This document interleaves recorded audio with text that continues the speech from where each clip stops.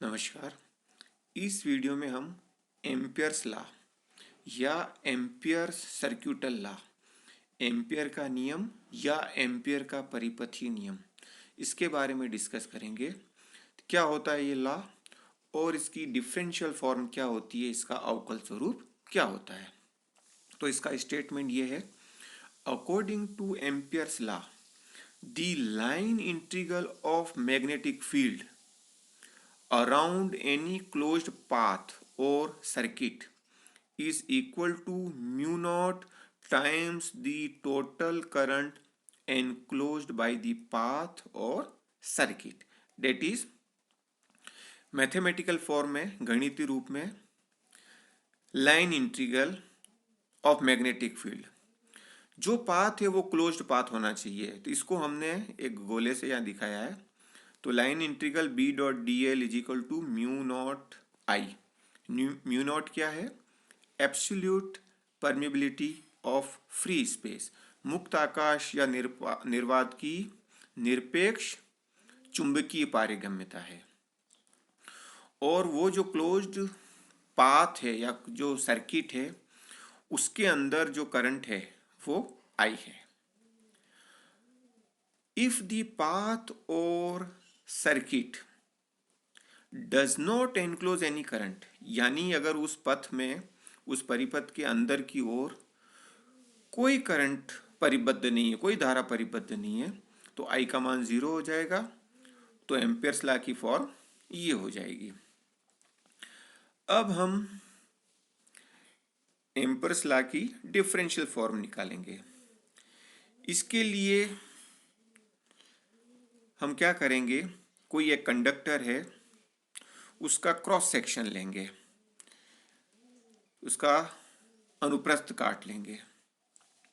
उस कंडक्टर के अंदर आई करंट फ्लो हो रही है, टोटल आई करंट, और वो करंट यूनिफॉर्मली डिस्ट्रीब्यूटेड है। तो वो जो क्रॉस सेक्शन है उसके जो बाहर की जो बाउंड्री है, सीमा है, वो सी है, और अंदर का जो सरफेस है वो एस है। तो ये एक तरीके से एक क्लोज्ड पाथ या सर्किट हो गया, बंद पथ या परिपथ हो गया। अब इसके अंदर से कितना टोटल करंट फ्लो हो रहा है, उसके लिए हम एक सरफेस एलिमेंट लेते हैं, पृष्ठ अल्पांश ds।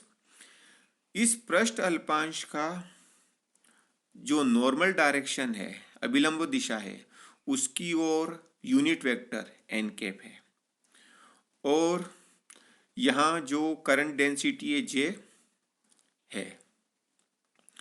अब इस करंट डेंसिटी का मान, जो कंपोनेंट होगा, घटक होगा एन की ओर, वो होगा जे कोस थीटा, यदि एंगल दोनों के बीच थीटा है।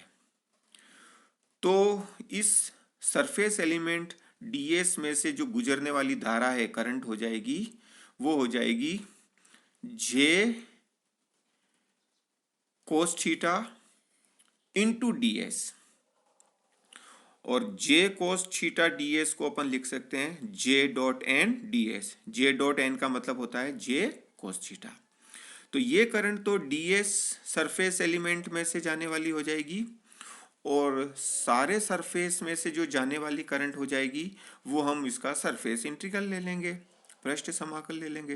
तो इसमें से जो टोटल करंट निकलेगी आई, उसका मान ये हो जाएगा। अब एन कैप डी एस को हम डी एस वैक्टर भी लिख सकते हैं, जहाँ डी एस वैक्टर का मतलब एन कैप डी एस। और डी एस पर जो वेक्टर लग रहा है वो क्या शो कर रहा है कि जो डायरेक्शन है वो डी एस के नॉर्मल है, अभिलंबवत है।